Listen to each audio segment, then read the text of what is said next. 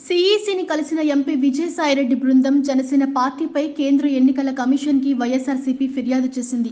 గుర్తింపు లేని జనసేనకి కామన్ సింబల్ ఇవ్వొద్దని అభ్యంతరం వ్యక్తం చేసింది. జనసేన గుర్తింపు లేని పార్టీ జనసేనను ఎలా అనుమతించారని ఈసీ దృష్టికి తీసుకువెళ్లింది. చట్ట ప్రకారం గుర్తింపు లేని పార్టీకి 2 వరుస ఎన్నికల్లో ఒకే సింబల్ ఇవ్వకూడదని వైఎస్ఆర్సీపీ ఫిర్యాదు చేసింది. 6 అంశాలపై సిఈసికి ఫిర్యాదు చేశామని ఎంపీ విజయసాయిరెడ్డి తెలిపారు. కోనేరు సురేష్ అనే వ్యక్తి 10 లక్షల పైచిలకు ఓట్లు బోగస్ అని సీఈఓకి ఫిర్యాదు ఇచ్చాడు. ఒక వ్యక్తికి బోగస్ ఓట్లు ఉన్నాయని ఎలా తెలుస్తుంది? బోగస్ ఓట్ల గురించి బిఎల్ఓఎస్ చెప్పాలి గాని ఒక వ్యక్తి ఎలా చెప్తున్నాడు? ఆ ఫిర్యాదే బోగస్ అని చర్యలు తీసుకోమన్నాం.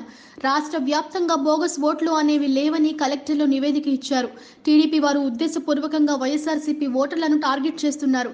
అలాంటి వారిపై ఫిర్యాదు చేశాం అని విజయసాయిరెడ్డి పేర్కొన్నారు.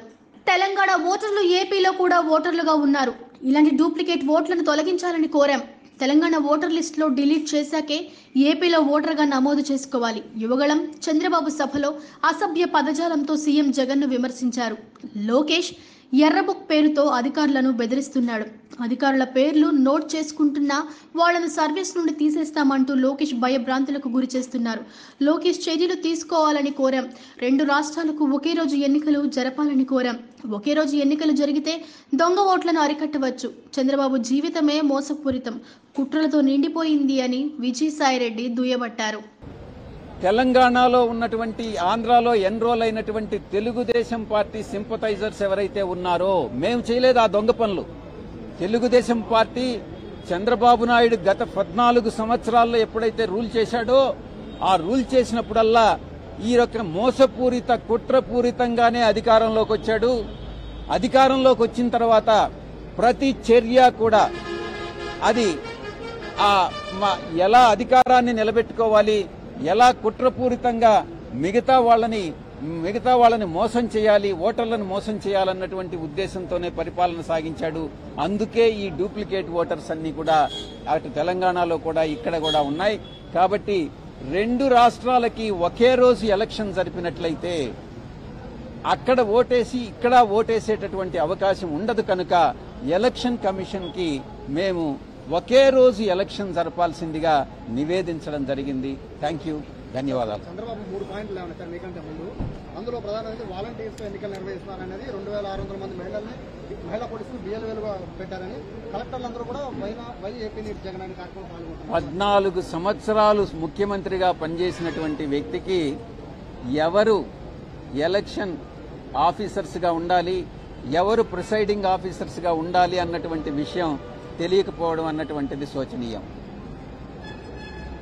మీరేమో అక్రమాలు జరగలేదు అని చెప్తున్నారు, ఏది ఓటర్ విషయంలో కానీ మరి ఒక పక్కన అధికారులు అయితే చర్యలు తీసుకుంటున్నారు, సస్పెండ్ చేస్తున్నారు, మరి ఏంటి? మేము అదే చెప్పాం ఎలక్షన్ కమిషన్కి.